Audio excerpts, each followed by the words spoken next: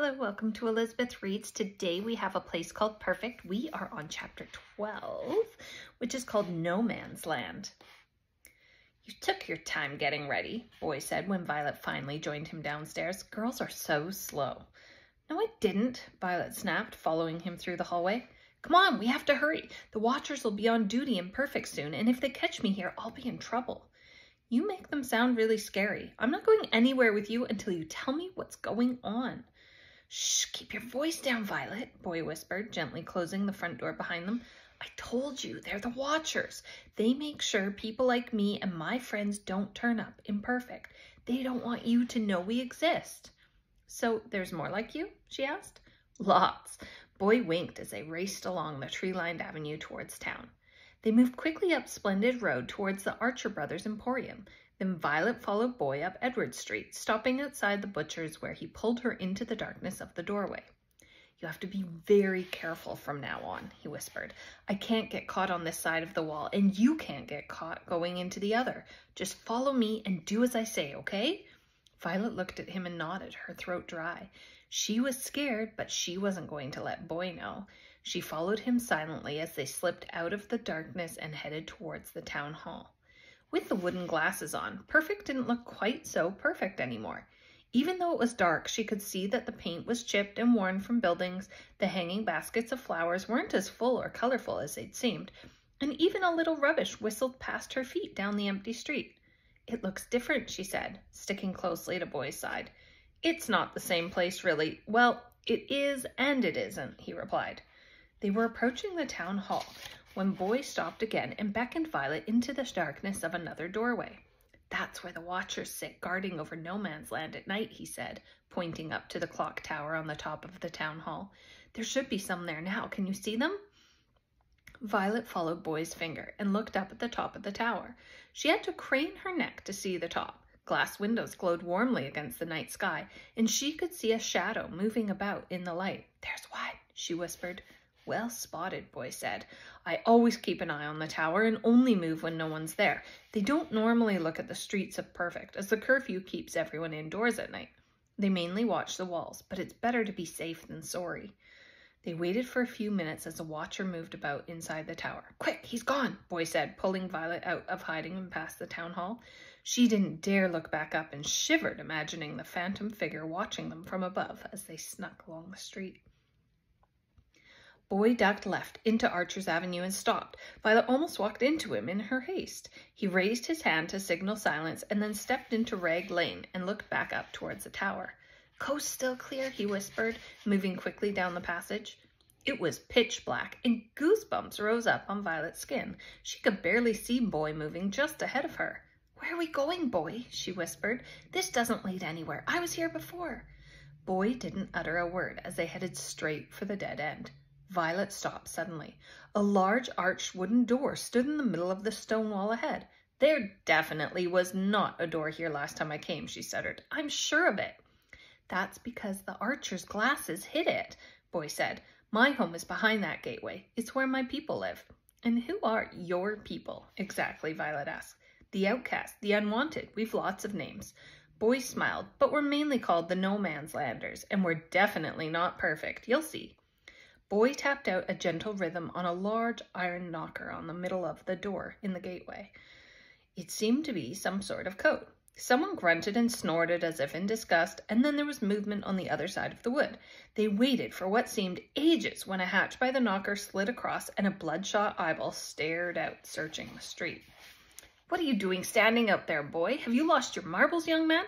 And who's that with you? I can't be letting no strangers in here.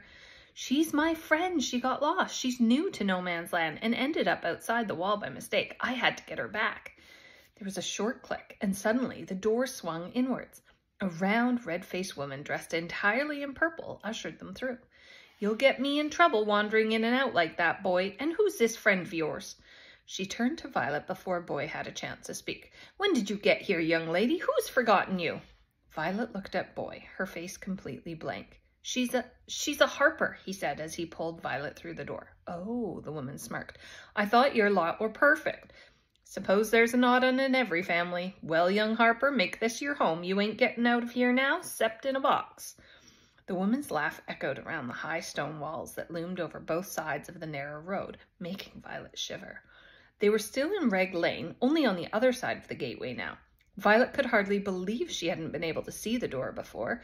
Her wooden glasses were revealing all kinds of surprises. "Who is that woman?" she whispered as they walked further on. "She's the gatekeeper," Boy said. "Won't she tell on us, tell the watchers?" "No, I don't think so," Boy replied. "She'll just think you're new. She won't be suspicious, because I never use the gate normally." "Why did you use it this time?" "You wouldn't be able to follow if I went the other way." He smiled. "Yes, I would," Violet said, a little offended. "Oh, really?" Boy laughed, pointing to the top of the wall that towered above them. "Could you climb up there?" Violet didn't respond as her stomach did a dance. Of course she could climb the wall, she told herself, if she really wanted to. She followed Boy as the lane sloped downhill, and they came to a narrow set of steps that passed through a stone archway. "Welcome to No Man's Land," Boy announced proudly. Violet walked through the arch and into another world. The street they were standing on looked like it could have been imperfect. It was the same width and had the same style of stone buildings and street furniture. In fact, everything looked the same. It was just that nothing was perfect. There was broken glass in the street lamps and in a lot of the windows of the buildings. Some of the homes were even missing doors. Flower baskets hung empty and crooked on their perches, paint was chipped and flaking, weeds grew round the base of the buildings, and potholes dotted the cobbled road. Everything was tattered and broken. "Where are we, Boy?" Violet asked, looking around. "It feels like I'm imperfect, but not, if you know what I mean." "Well, you are and you aren't." Boy laughed at her confusion. He looked up at the wall again. "Perfect is on the other side of that," he explained. "No Man's Land is in the middle of your town, surrounded by the wall, and nobody knows we're even here." "It's not my town," Violet said quickly, "but you do live there." Violet ignored Boy and looked around. There were people rushing everywhere as if it was the middle of the day instead of the middle of the night. "What are they doing?" she whispered. "Working, of course." "At night?" "Yes, your night is our day. It's the only time we can work in No Man's Land. Once daylight arrives, the watchers are on patrol and the No Man's Landers have to stay in their homes." "Why?" Violet asked. "Because the people of Perfect are out and about during the day," Boy said. "What if someone's glasses fell off and they heard strange noise floating over the walls? The perfectionists would think they were going mad, just like when your glasses fell off and you heard my voice." Violet remembered the sensation clearly. But standing here now, in No Man's Land, a place she hadn't known existed, she still couldn't be sure her overactive imagination wasn't playing tricks on her. "But why do the Watchers let you out of your homes in No Man's Land at all if they want to keep you secret?" Violet asked. "I'm not sure, but I've heard stories. I'm too young to remember, but in the beginning, when No Man's Land was first created, the Watchers locked up anyone caught trying to escape. No Man's Landers rebelled for a while until eventually both sides came to an agreement. The punishments would stop, and the No Man's Landers would be given their freedom at night if they agreed to stop trying to escape and stay within the walls." "Oh, that's why there's a curfew in Perfect. It's so we don't hear you lot at night," Violet blurted, as though a light had gone on inside her head. Boy nodded. "But why did the No Man's Landers agree to that?" Violet asked. "It's still a prison. They're still locked inside these walls." "People are proud of the deal, Violet," Boy said, a little annoyed. "There are no punishments now. Well, hardly any, and people can work. We live normalish lives, except our day is reversed. We work at night and sleep in the day." "Oh, that's good," Violet said, trying not to offend. Boy was quiet for a moment, and when he spoke again, he kept his head down. "A friend told me once that it's easy to break a person's spirit." He blushed a little. "I think that's what happened to the No Man's Landers. The Watchers broke their spirit. Maybe it's why they don't rebel and try to escape anymore, but any kind of freedom is still freedom, isn't it?" "I suppose," Violet said, unconvinced, "but you're all locked up here. Isn't that a kind of punishment? Why does No Man's Land exist? Is everyone in here a criminal?" A chill danced up her spine at the thought. "No," Boy snapped. "We're not criminals. We're just, I don't know, we're just different, that's all. We're different from the people in Perfect." "So they locked you up for being different?" Boy shrugged. "I can't really answer that, Violet. You'll have to ask the Watchers. People here are not like the Perfectionists, though. You'll see." Violet looked around, trying to ease her confusion. The house opposite her was in disrepair. Planks of weather-worn wood were nailed to the windows, holding the place together. Daisies, dandelions, and weeds sprouted round its base like decorations. A handwritten chalk sign was nailed to the door in lovely swirly letters that said angel readings. Wafts of light purple and pink material blew through the glassless windows like ghosts in the night. Each broken street lamp held a burning candle warming the darkness, allowing Violet to see that none of the other buildings around her looked quite solid. Painted wooden planks patterned their facades like colorful sticking plasters. A man suddenly raced past her. He held a broken cane in one hand and an enormous tree branch in the other. Just behind him, a lady wearing a faded and torn pink ball gown puffed and panted as she pedaled a child's tricycle through the crowd. "Excuse me, late for the theater," she bellowed. Boy tugged on Violet's sleeve, pulling her away from the scene. "Let's have some fun." He smiled. "Come on. There's lots to do here and not very much time to do it in. This is Forgotten Road," Boy told her as he ran ahead. It was the main street in No Man's Land and ran parallel to Edward Street on the other side of the wall. 3 small cobbled lanes branched off of it. They ducked into the first lane, Violet wanting to explore. It was lined with shops selling everything from art classes and second-hand canvases, only used 3 times, the window sign read, to sewing twine and broken knitting needles. Halfway down, they turned left onto a narrow passage that linked to the second lane. It was full of odds and ends, things that normal people would call rubbish. One shop front proudly passed off a moth-eaten lampshade as a hat alongside a flat basketball. They went into a bookshop, but some of the books were missing covers and others even missing pages. People sat reading in the cobbled lane outside in old suitcases and rubber tires, while a woman stood by the shop doorway reciting poetry at the top of her voice. The bottom of this lane opened onto a square overcrowded with greasy-haired men and women who had set up stalls to sell just about anything. "This is the market yard," Boy said as they pushed past. "We're in the heart of No Man's Land now. This is where most people do their business."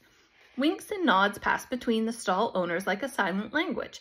Children, their clothes and faces caked in dirt, ran barefoot through the crowds. Some of the kids were in gangs, while others hung round on their own. They all seemed to know Boy. Violet was standing by a fruit cart when a tiny barefoot girl raced by and stole an apple right in front of her. The owner, a sweaty fat man, spotted her and gave chase, knocking aside everything in his path. "What will happen to her?" Violet gasped, pulling on Boy's shirt sleeve. "There are street rules here. They're not written down or anything, but everybody knows them. If he catches her, she'll get what she deserves." "He won't hurt her, will he?" "You've some imagination, Violet," Boy smirked. He took off again and skimmed his hand over the stalls as he raced by.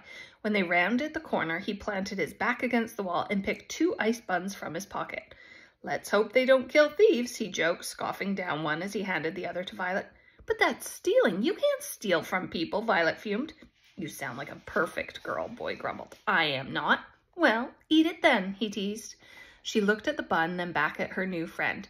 Desperate to wipe the smile from his face, she bit deep into its spongy core. "No one's going to take care of you here, Violet," Boy said. "You have to look out for yourself in No Man's Land." Violet shivered at the thought and silently ate her bun while she watched the buzz around her. A shimmer of light caught her eye from across the market. "What's that?" she asked, spotting an odd tree resting in the middle of the market yard.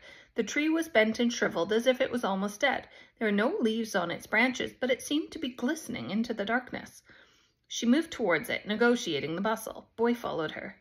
As she got closer, she saw what was causing the shimmers of light. Gold and silver coins, pieces of glass, paper, dried flowers, ribbons, and all sorts of other bits and pieces were tied to its branches. Most of the items were worn and faded, like they'd hung there forever, while a few were vibrant and new. A faded red ribbon caught her eye, fluttering on the gentle night breeze. A woven message had been delicately hand-sewn into the material. "For the memories I lost to Perfect, I will never forget you, ma'am. Your loving daughter, Pip." "Pippa Moody," Boy whispered. "Moody?" Violet started. "Could she be related to Mrs. Moody, my teacher in school?" "Yeah," he nodded. "Pip was her daughter. We call this the rag tree. The people of No Man's Land used to leave messages here for the loved ones they'd lost. I think they hoped that someday their families might come looking for them, but that's hardly going to happen if they don't even know we exist. People don't really do this anymore. They've stopped hanging stuff on the tree." "So, the No Man's Landers still have families in Perfect?" Boy nodded. "Nearly everyone here used to live in Perfect." But what age is Pippa?" Violet asked, confused. "I think she was 12 when she was taken from Perfect. She's a lot older now, like 20 or something. There are a lot more like Pippa." "But why did they take children?" Violet asked. "What about their parents? Don't they notice they're gone?" "No, like you said, it's almost as if their parents are not their parents anymore. Something happens to people in Perfect. I don't know what it is exactly, but I'm pretty sure it has something to do with the glasses. With the glasses on, No Man's Land doesn't exist, and we—" He drew a circle with his finger around the people in the market. "Are all like living ghosts." Violet gulped and tried not to think about how strangely her parents had been behaving lately. What happened to Pippa? She asked. She was disobeying the rules. Nothing serious, but you know, small things are big and perfect. One night the Watchers came to her house. They snatched her from her bed and brought her here. She snuck out loads of times to try and get help from her family, but she was invisible to them. It didn't take long for them to forget all about her. But what if that happens to me? Violet stammered. Is it only children they take? Maybe they took my dad. It won't happen to you, said Boy reassuringly. Well, not yet anyway. But what about Dad? Do you think he's here? She said, eyeing the crowd. I don't think so. Some adults have been here from the beginning when the Watchers first started locking people up inside the walls, but that's unusual. Most of the adults in No Man's Land were taken when they were children. They've grown up here. Adults, you see, seem to fall under Perfect's spell more easily than children. They seem to like the rules. Why? Violet shivered. Beats me, he said, moving out of the market back onto one of the lanes. Come on, we're late. What for? Getting you home. The sun will be up soon. The Watchers will be back patrolling No Man's Land, making sure we're all inside.